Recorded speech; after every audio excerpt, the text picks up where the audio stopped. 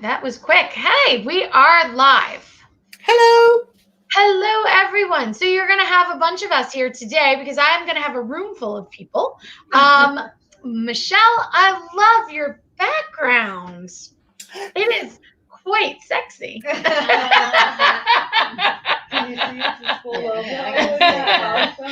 So, That's good. well, tonight I'm going to be flipping back and forth on my pages. So as soon as Jennifer jumps in, we'd like to say welcome everyone to the Groomer's Cut. And tonight we're going to be discussing the trade shows. This has been a ongoing occurrence over the last few months, many months. I think we started back in April with our March with our first one. Anyone who is joining in for the first time, please grant StreamYard, permission so that we can see your face or your names in the comments. Oh, I'm going to add Jennifer in right now. Here she is. Hello. I'm just going through all the intro spiel. So that's pretty much it. So I was just saying we were going to be discussing this evening about the trade shows and how people are feeling about them. So I'm going to jump over to my Facebook page, and I don't know if you guys had a chance to look, but I wanted to kind of read off some of the comments that we got. And here we go. All right. So when I posted this, we had quite a lot of views, a lot of comments. Some people not attending because they prefer the socializing at the shows, but more positive, more for it. Gloria had mentioned that she was thankful for the opportunity and she's been able to attend multiple shows because she has had more time. And oh, look at that. There you go, Jennifer. She liked your class best. She's in Vancouver. So this has given her a lot of opportunities to do and go outside of her box. And they don't have many shows up there, she said. So this has been good for her. So lots more positive than anything. What's your take on it? Having done them, we're coming from a different perspective of it as speakers. And I'll tell you something. For the first 10 solid years of my career, I happened to be a rep for a company. And for 10 years of my career, I never went to one class, maybe one or two in 10 years because I was so busy hustling. I cannot tell you how grateful and thankful I am to Barkley and to all the other people that are putting on all these live trade shows and getting all these people together. This has given me the opportunity to actually catch up on my own education. There's so many nuances that I had never been available to go to the classes. And this is just, it's like a gift. Yeah, Angie, she's taken all 3 World Grooms, America Online. She'll be doing World Groom 4. It's amazing. What a great opportunity. So what do you think this is going to do when trade shows jump back up? I think that we're going to have a lot more virtual trade shows. Mm-hmm. And I think that we may see, I think everybody's anxious for, in-person conferences to return. We ache for it. We long for it. And in fact, there is one in-person one that I'm actually going to participate in Sunday, October 18th in St. Louis. It's a small show. It's the Missouri Groomers Group, St. Louis Groom Fest. They've really handled the virus part really well. They are doing a very large indoor, it's a sports pavilion complex where they do dog shows, horse shows. It's a super high ceiling. They're going to have, mandatory masks, health screening, social distancing. It's going to be, limited in scope and they're spacing everything out. And I think I'm really pleased with how they're doing it, but I don't think that everybody can do that. And I think most of the shows are going to continue to be virtual. I'm going to predict all the way through at least the summer of next year, maybe the spring. But the virtual shows have created a whole new audience. For example, many of my conferences have drawn in internationally to a degree that has never happened before. I had, on some of my Groomer's Guide webinars, I had people from Norway, Lithuania, Australia, England, Ireland,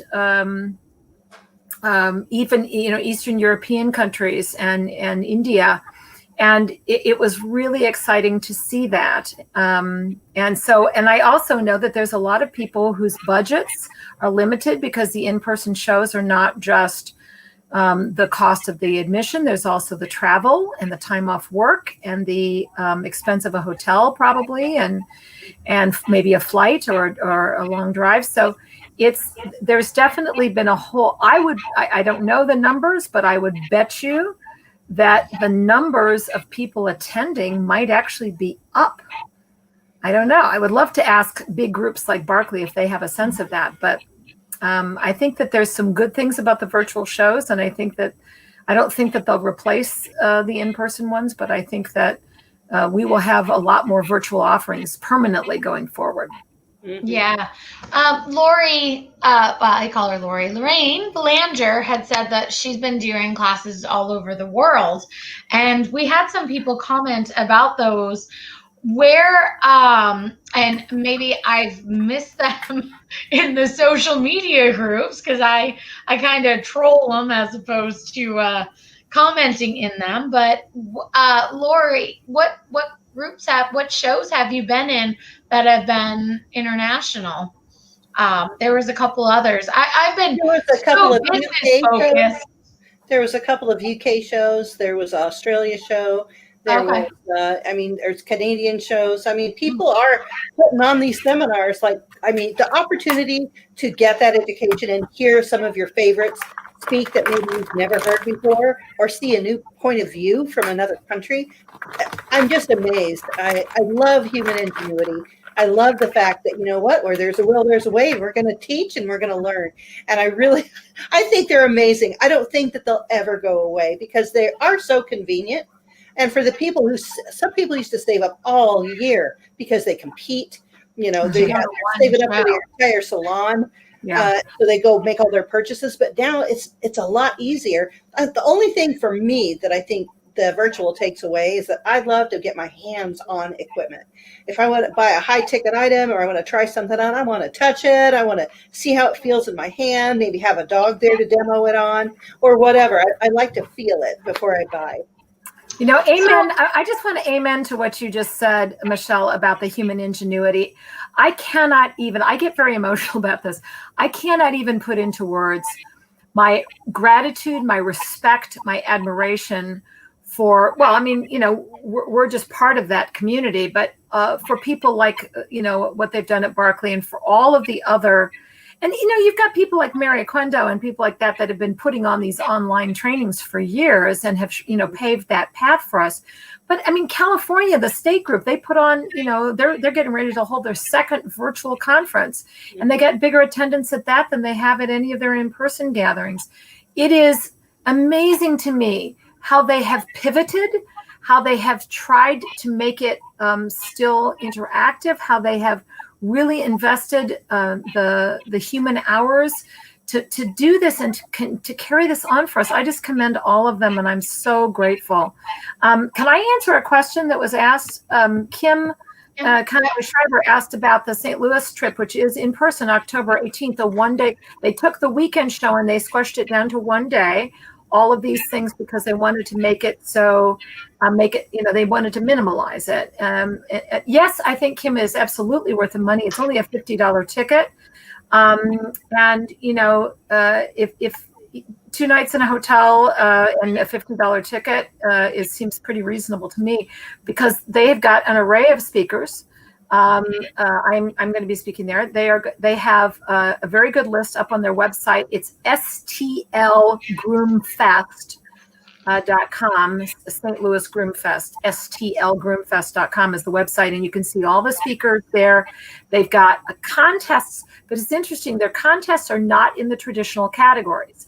They have this purebred contest, That's going to be all of the breeds. And then they've got things like an all clipper contest where you have 90 minutes to do a groom, and it has to all be with clippers except for the last 15 minutes, which you can use scissors, that kind of thing, fun stuff.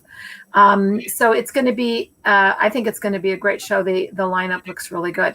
But I definitely concur with you, Michelle, this and Dara, that this is changed in a good way forever, our industry. And I think I think we'll have both and. I don't think it's an either or. I think we will have both and. I agree. I was just going to ask when you said that, Michelle, and I'm going to keep calling you Melissa because Melissa's been here. Hi, Melissa. Hi. And she keeps calling me Michelle. I do. So, Am I? All week.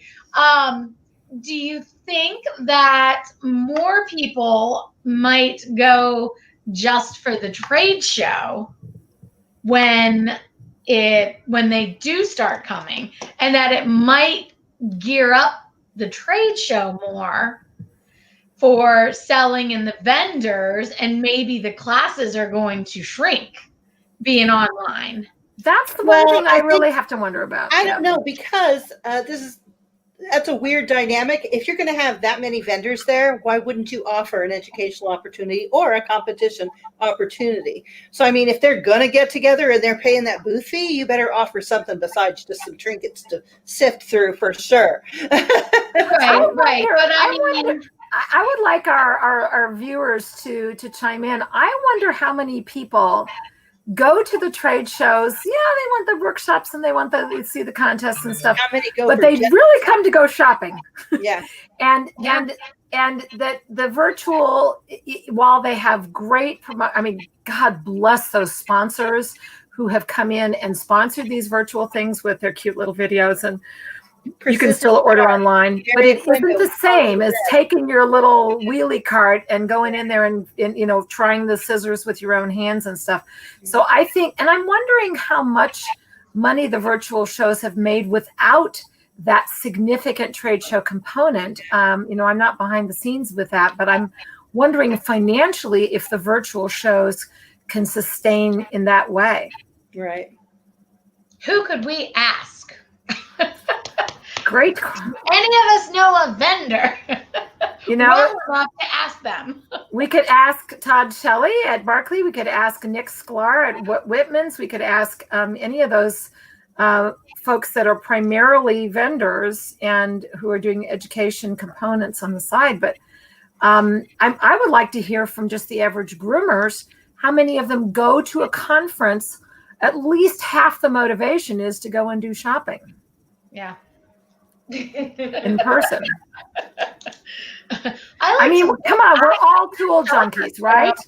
Isn't every groomer a tool junkie? Come on, we're all tool junkies. I mean, that's why I love to go, is to, even though I'll take classes, or even if I'm a speaker, I still want to go try all that stuff and see what's new and just experience products that maybe I've just only seen in a magazine or whatever, and have questions. Yeah. And you get to talk to somebody who's knowledgeable about that product, not a distributor, but actually somebody that works for that company. That's a manufacturer. Yes. Right. Manufacturer of that company. I love the social. I know.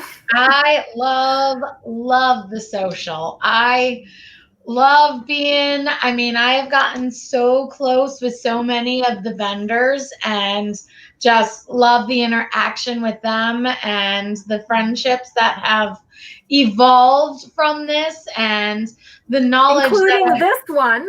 Yeah, I know.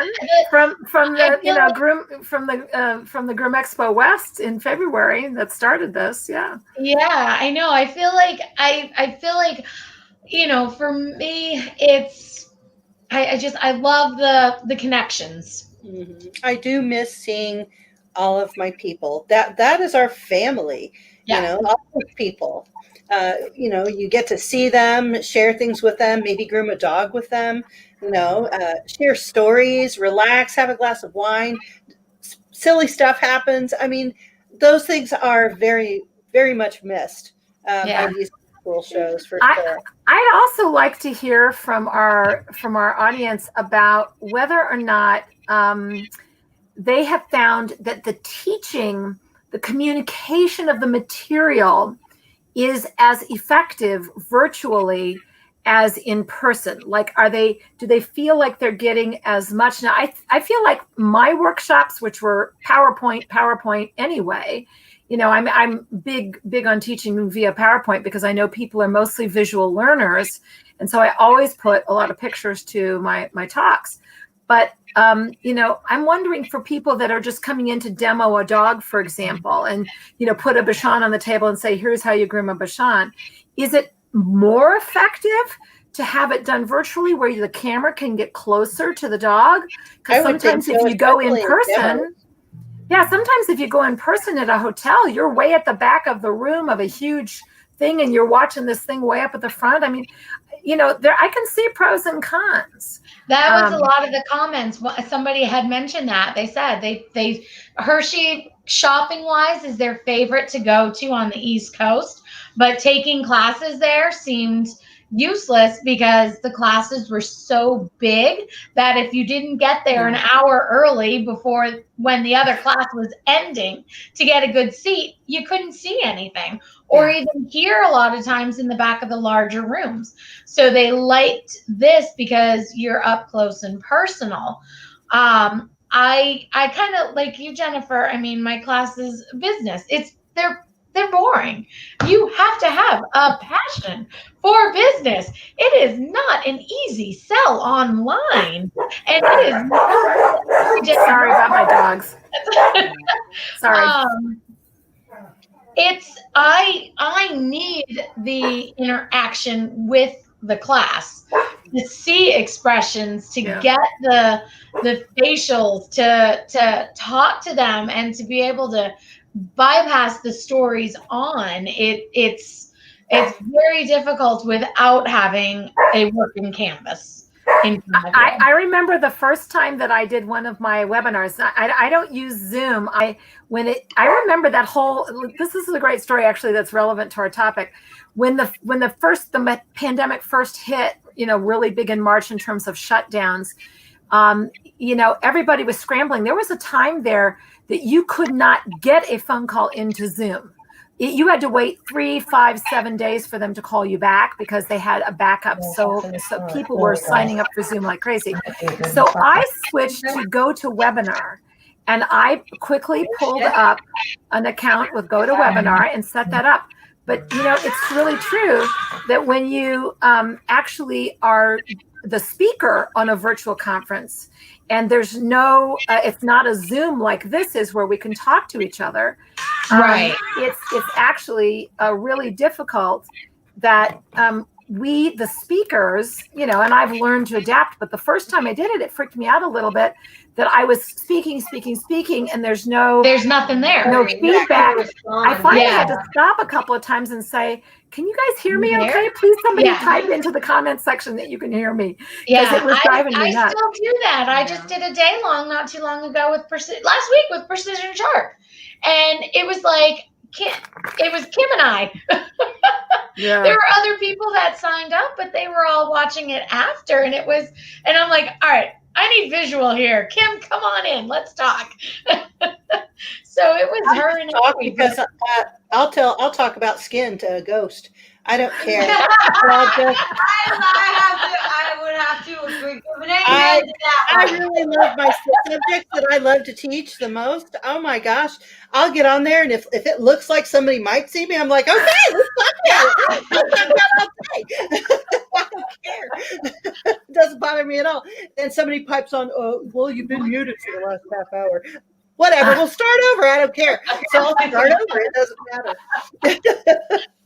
A couple of great comments on our chat page here is that a lot of people like the close-upness of the camera in the virtual, and Angie and others that have been teaching them say, that it's been tough for them as teachers not to get the feedback of the in-person, and Kim says that she gets more written content, more note-taking from the virtual.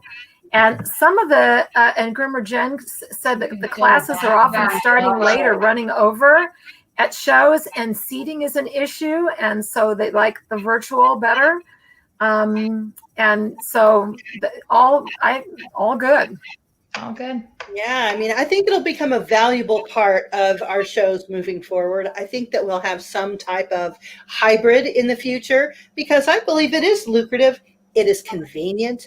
It's easy to get to if you have your own computer.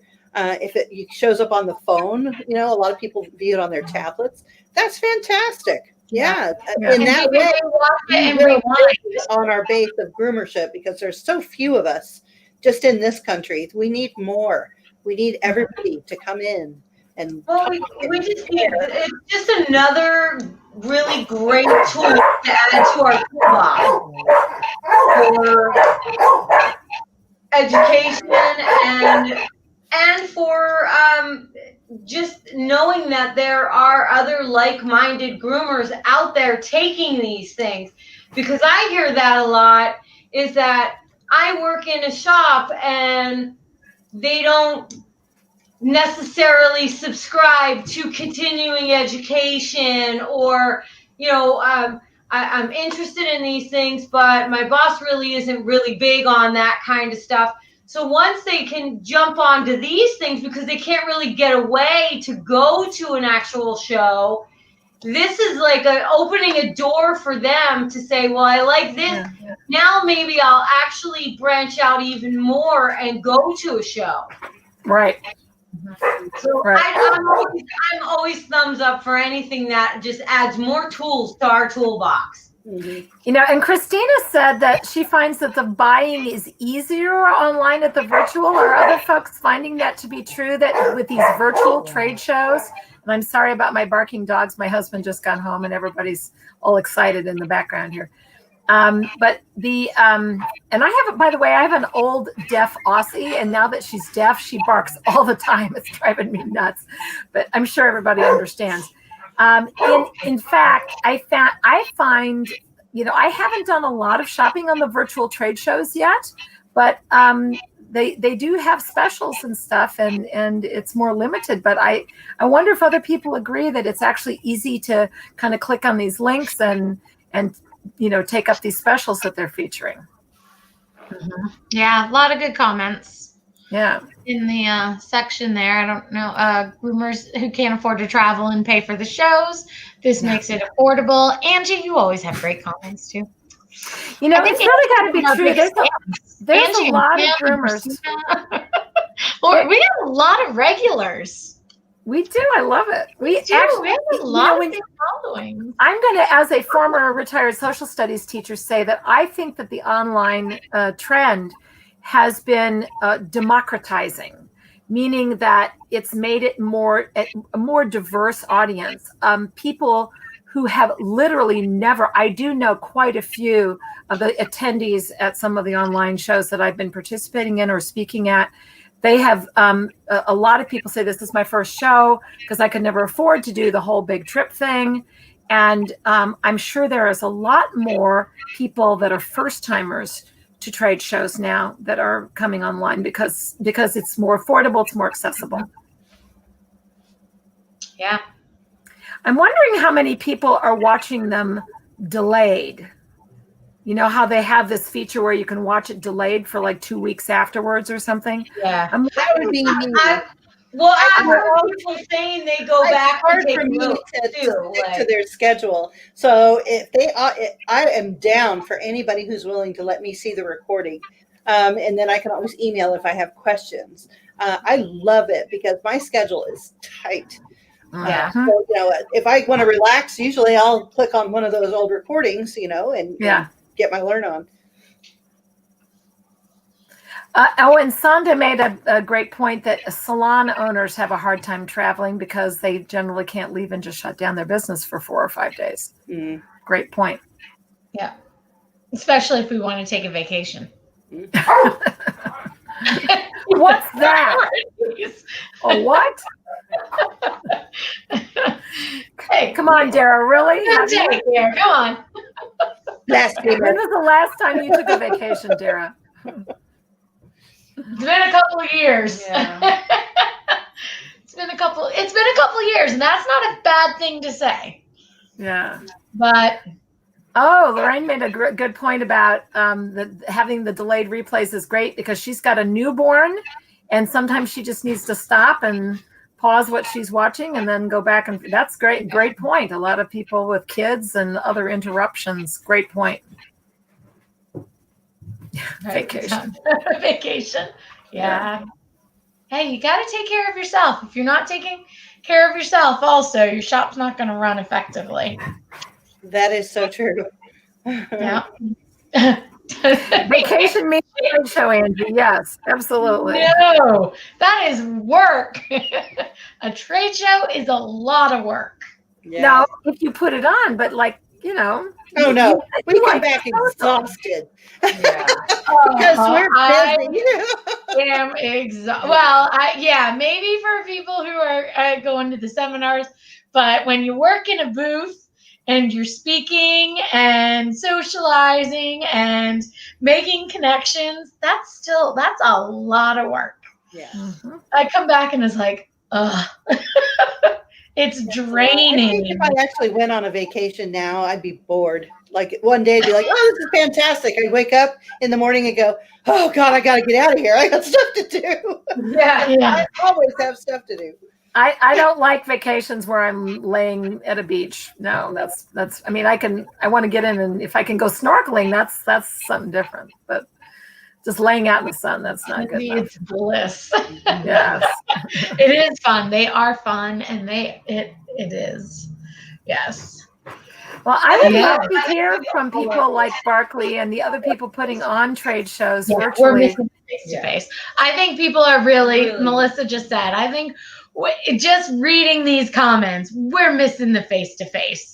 Yes, of course. Because Of course. so many of us can't connect with or relate to a lot of groomers in our regions. And when you don't have a relationship with groomers in your regions, we've got to get to our group and be part of our group. And that's where you make new friends. I'm wondering if we'll start to see, like the St. Louis show that's going to happen on October 18th in person in St. Louis. I'm wondering if and they've done it very carefully, but I'm wondering if more smaller regional shows might crop up more, smaller scale, Just because of the restriction on space and body. Yeah. Well, how many attendees are they allowing at the St. Louis show? I'm not sure about the total number, but I do know that they have a limit and that they have, limits in the shared, the classrooms. But they've got it set up so that there's kind of a rotational way that you can do. They're going to have an Ask a Pro booth. Well, there'll be some opportunities, and then there's going to be 2 different classrooms, and then you can move around and do different things in sort of piecemeal. I think they designed it very, very well. So and it's I don't know how many total that they're going to have, but I think that a small regional show that can be put on in a large athletic arena type. This place it's a giant kennel and daycare that they're holding but this indoor facility, you could hold a horse show in there. It's a big exposition with a super high roof. I think that kind of thing could be done locally a lot. Where are they hosting it? It's at a kennel. I'll give you the name of it. Hang on, I'll look this up. Talk amongst yourselves. Okay. As we all sit here quietly. Yeah.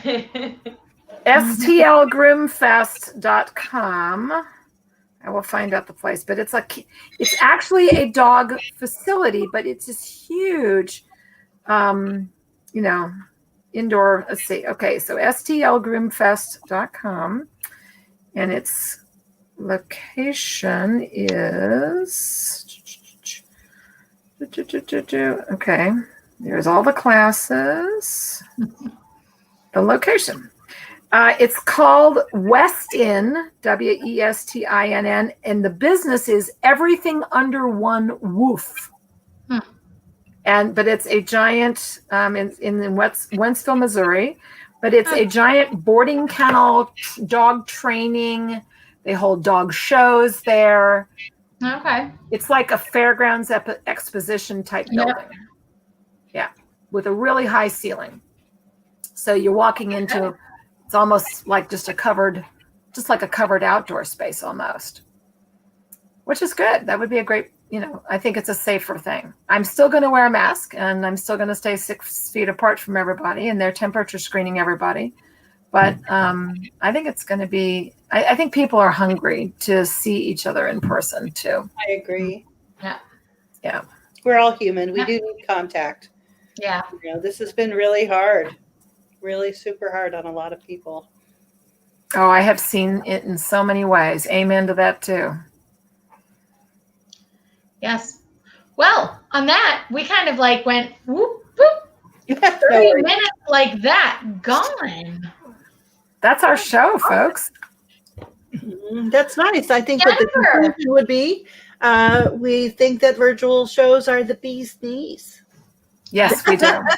I think that they will be nicely integrated into the future. I like them. I like them a lot. I'm sure that there are some people that have been working very hard to make them appear so much easier to do. Oh, yeah. I'm sure that, like that, the 4 or 5 people at Barclay that have been putting them on. The 4 tracks each day. It's like, I know. Yeah, absolutely. Yes. Christina made a really good point. The expos are great, but if somebody comes back with a virus, then it could be really bad. I agree. Yeah, we are not out of the woods yet, folks, and we should not act as if we are. Yeah.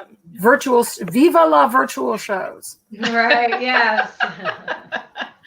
All right. So we got to get up with the program. Hey, you, Madame Dara, who was the one of the greatest innovators in online groomer education long before the virus hit, right? I mean, you were putting courses online when other schools didn't even think about it. Have you, do you want to say something about why you did that? Well, I just, now it's kind of coming back because I've got people calling going, I want to do my hands-on online. It's like, I don't think you can do that. We are trying to in the future looking at having. Don't you have other options? Do I have other options? How many other options do you want? You have to do your hands-on. Mm-hmm. Well, we are talking about a solution to that in certifying salons regionally, but that's still way in the future. I did want to take this moment to let everybody know that there will be an October invitational. And I think Christine Pearson's, her and other people are putting it on, the Pet Stylist Invitational, October 17th, 18th, and 19th. And this is a virtual show. And I believe it is skin and coat oriented, but I do know that there is going to be business. There's going to be other things there. A lot of us will be speaking. I was just about to say there's 3 of us here that are speaking at it. Actually, I'm speaking at the one she's going to do in St. Louis. No, I'm actually speaking at the second Pet Stylist Invitational that Chris is doing in like January. Right. Yeah. Oh, so am I. Yes. Yeah. Yay, Melissa. I'm going to do this one that Michelle's talking about, the first one that's coming up. I'm doing the practical pet aromatherapy and massage for the pet groomer. Oh, nice. Michelle, what are you doing? I think I'm doing advanced allergy therapeutics and my behavior and psychology. Nice. Dara, what's your class on? Not in January. Not in January. No. Oh, this coming up. Yeah, this coming what am I doing this coming up? It's a business one. Oh, okay. It is a business one. Yeah, I can't. I have to check it out. I'm the opening speaker. Jennifer, what's the one you're doing in January? January. I'll be doing the 15 coat types.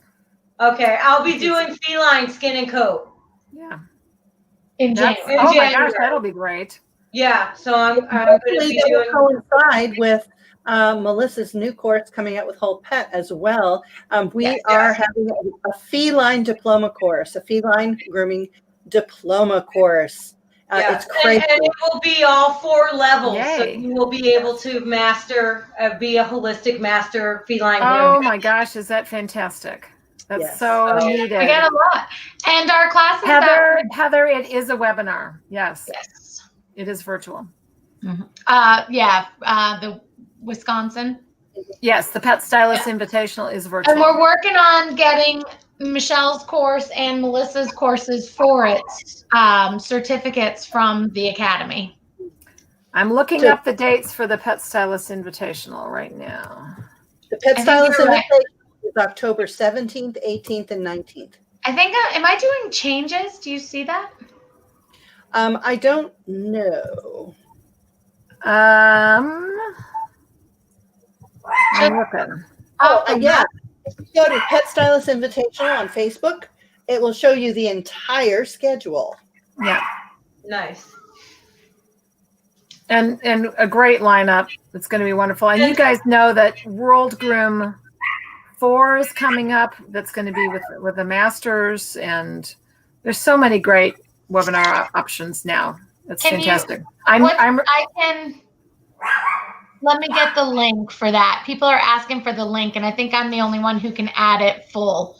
The Facebook group, it's I got to go to it. Pet Stylist Invitational, but yes, yeah. Well, I'm glad to hear I'm not the only person with dogs barking in the background during our show. I don't even notice anymore. Okay. Right? Aren't we all barking blind after what we do all day long? You have to kind of be that way. All right. I am adding the link right now.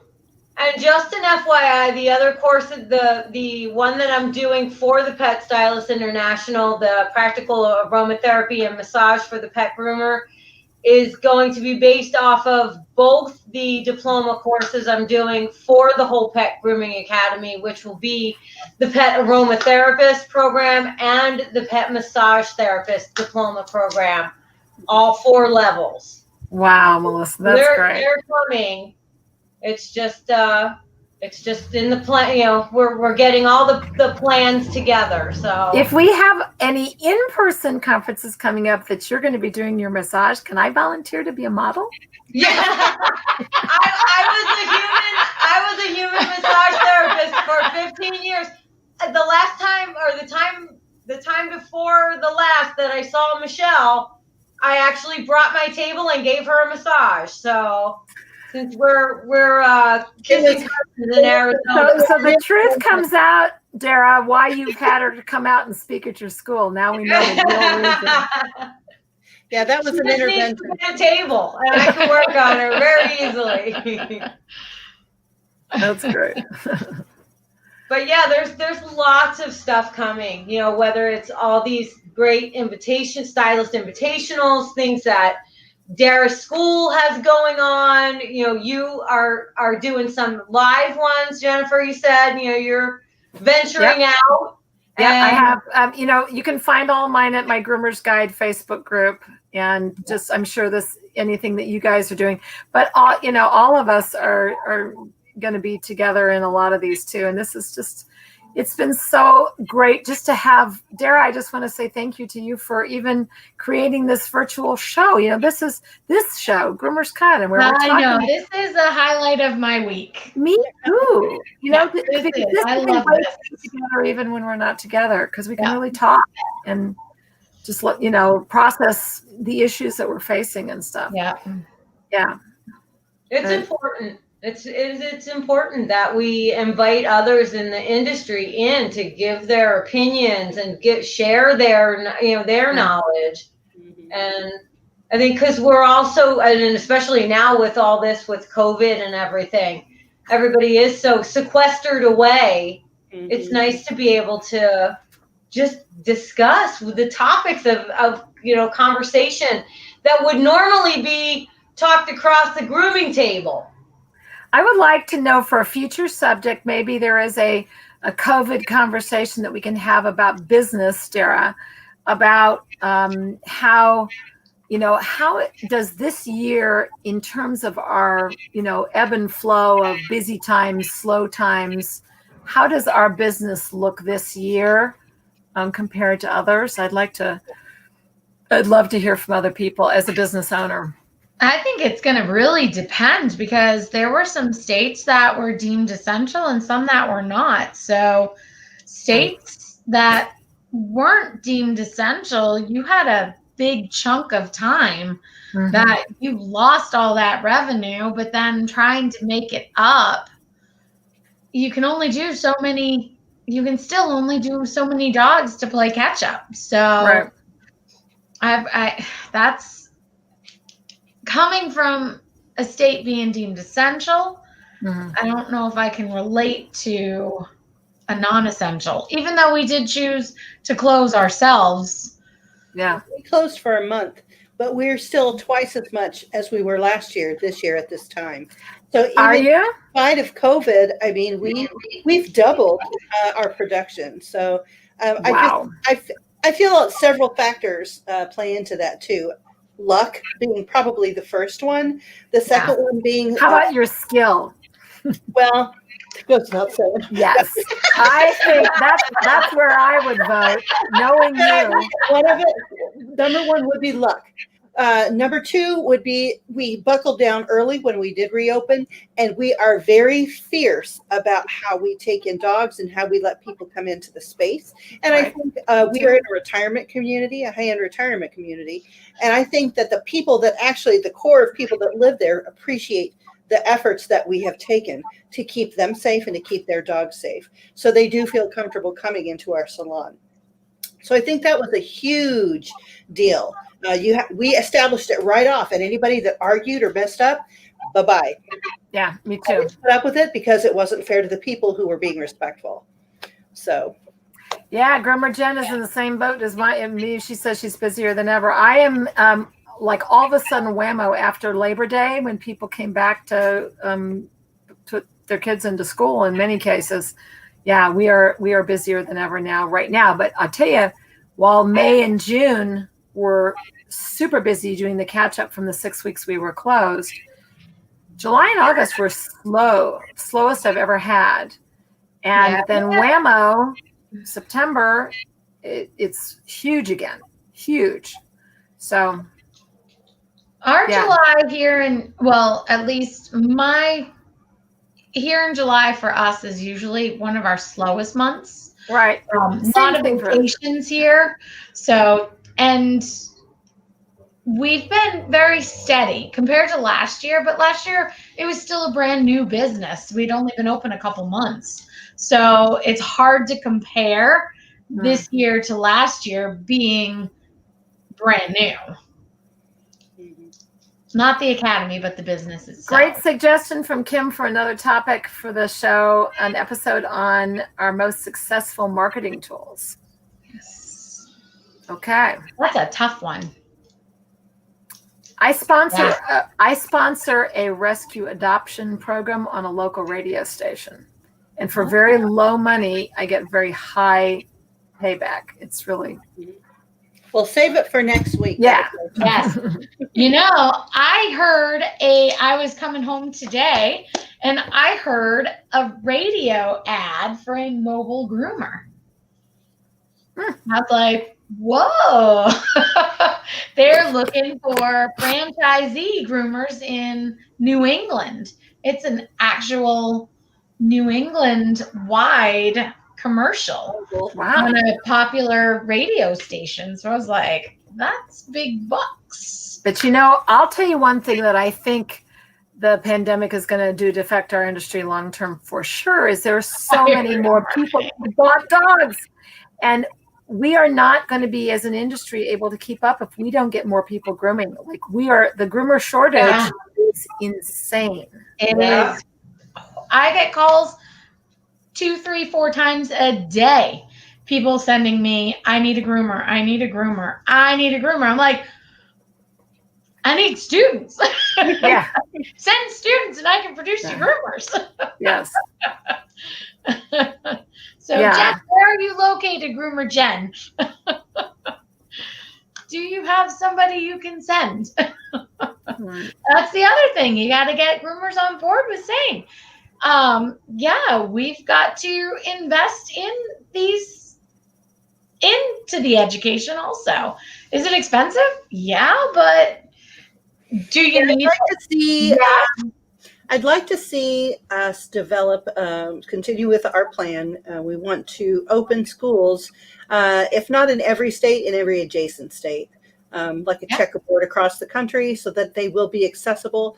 I also believe that at some point in time, I would like to start offering a scholarship. Depending on, I don't know what the parameters of that would be, but these are some things that I've been thinking about for the future. These are all included in the plan. So I don't know what that is going to look like, but that is something that we are looking at because we want to be able to provide the industry with new instructors, new teachers, new groomers, new mentors. We need that. We're Christina says that absolutely, Michelle. That Christina says that she wants to, a suggested topic would be standardization or regulation of pay for groomers. And Kim has said that every one of the local grooming schools, as soon as they graduate, they have jobs. Let me run this down to you, Christina, real quick for you. I'm sorry, Michelle, holding her eyes in her head. Okay. More like this. Christina, I would like to see an episode on how the pay for groomers is going to be standardized or regulated. Hopefully, never. This will never happen. You cannot price fix. If we price fix, that means, okay, hold on. Let me take you there. Let's go down this road just for a moment. So, if in fact we standardize pay, that would mean we have a union. In order to form a union, you have to have a council. Have I told you about our Groomers Council for Best Practices? Please become a member of the Groomers Council, Master Groomers Council of Best Practices, so your voice is heard. We have to form that council before we can move on to any kind of standardization, rules for groomers across the country. All of those things depend on a council by our industry, within our industry. Yeah. So, but as far as standardized pay, I doubt very much whether or not that would be sustainable because so many climates are different. So many regions are different. Demographics are different. The overhead is different in every salon. So that's a really hard thing. But even the move from mostly commission or mostly cash under the table to at least we're like above board. Most of the businesses are paying their taxes, most of them. Mm-hmm. But now just the whole presence of the big box stores, they have really made a wage groomer as opposed to commission groomer. Mm-hmm. That's much more common now. I've switched to hourly and I will never go back to commission because I like my team. The team works together and everybody helps everybody instead of being all about themselves. I love it. I pay commission, but I require them to work like a team. So I just don't put up with anything less. If you want to be part of this fantastic team and we're all rolling in money over here and paying our bills and, making it rain. If you want that, you're going to work like a team and I'll pay you good money, but you will be respecting everybody. You're a part of the team. Absolutely. So, but I know a lot of salons that have switched to hourly that love it, that think it works for them. And I would like to be as flexible as possible, like it's up to me, but it isn't. I would like to stay as flexible as possible as an industry because some things work for some areas and some things work for others. Right. So. Yeah, grooming venues are so different from salons to at-home groomers, mobiles. I mean, there's so many different ways to groom in different, with a vet at a boarding kennel. There's, so many ways that you can do it. It's hard to, to fix it. We can standardize vocabulary and terminology, which we are doing. Best practices. We can standardize all of those things and then encourage everyone to maybe raise up to the standards or at least have the standards, practice those standards and above. That would be amazing. If we could get on board with that, I think there are two entities doing that, the Council for Best Practices and also WPA. World Pet Association. Yes. It's also coming out with something fantastic, I believe in January, that just sets at least a minimum bar for grooming. And if you can't pass that, you probably shouldn't be grooming. Yeah, I think it's kind of a great pairing to go with your Master Groomers Council Best Practices, Michelle, where you are going to be describing, our group with you is going to be describing the pinnacle, the goal and the industry standard and the gold standard. But WPA is going to be creating a universal competency ground floor basis on which to build that. It's going to be a fantastic pairing.